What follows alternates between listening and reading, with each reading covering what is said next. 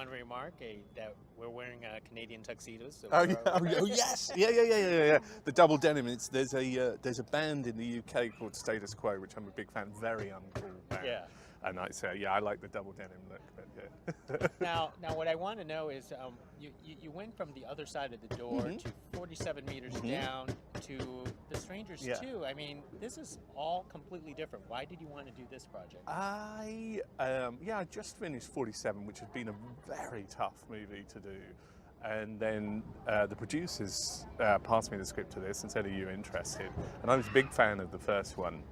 I was very unsure about tackling it because, you know, it's a sequel, but it's been 10 years, and there was a whole sort of minefield there that I was very nervous about getting into. And then I read the script, and I liked the script, and I really saw. I'm a massive John Carpenter fan, and I really saw the potential to make the Carpenter movie that I've always wanted to make. So yeah, it was just great fun. It was great timing, and we actually had a blast on it. So it was cool. Now, you used some of the nice 80s and 90s horror formulas into this film. Yeah. I mean, could you talk a little bit about what styles that you want to adopt and bring into this? Yeah, very. I mean, from the outset, there was very specific things that I wanted. So there was a very specific director of photography that I wanted to shoot the movie, called Ryan Samuel, who'd done a movie called Cold in July. And we sat down and I said, look, I want you to get all those zoom lenses out of the box that nobody uses anymore. Yeah. And we just had fun with them, you know, and we played around with these techniques that really, I don't think have been used in such a way like we have for a long time.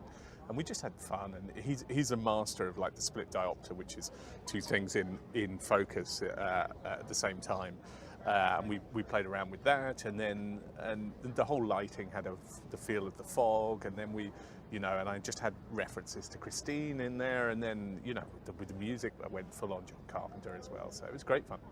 Yeah, talk about the music. I mean, the 80s music that you actually put in there. I mean, it reminded me back of my old high school days. Yeah. I knew straight off that I wanted to use an 80s track over the pool scene. And I was a big Jim Steinman fan, so I just said to the editor, let's go with Bonnie Tyler. Let's put Total Eclipse of the Heart over that and see what it's like.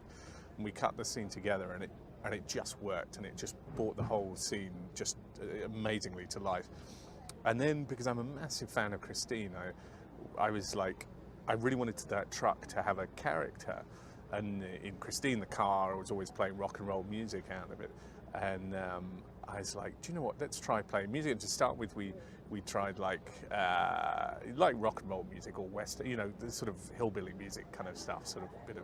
And then it was like, well, why don't we play the 80s thing and really go for this? And we just went for it.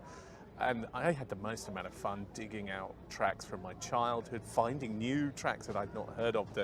The Cambodia track by Kim Wilde is like, I'd never come across that track, and I was like, this is amazing. So I just had so much fun hunting these things down. Every night I would go and I'd search out a list, and we got a wonderful email from Marilyn Martin, who wrote to us and said thank you for, she did the song Night Moves, which is like a forgotten 80s track, and she wrote to us and said thank you for remembering me, and I was like, oh, that's so cool. So it's just great fun. Are you still pursuing Christine? I mean, is that still on your dream wish list? Yeah, I go into Sony every week, under the pretense of doing something else, and like, oh yeah, okay, you've got this and this, and then I'm like, so guys, about Christine, what's going on there? But no, I don't know what's happening with that, but I'll get it one day. And we have to talk about 48 meters down. I mean, how's that coming? That's good. I'm going to do a movie first called 13 O'Clock, which I'm in prep on at the moment, and then go into 48 meters down, which is, if I was to describe it in a nutshell, is the descent underwater, and we have the script, and it's crazy. It's a terrifying movie. I learned to cave dive while I was doing 47 meters down in the Dominican, and while I was it was just the most terrifying experience I've ever had, and I was like, this has to be in the movie. This is where the sequel should go. So yeah, we go and do that later this year, and that's going to be cool, I think. Awesome. Hey, thank you very much. I appreciate Ah, this it's interview. lovely chatting to you, man. Thank Thank you.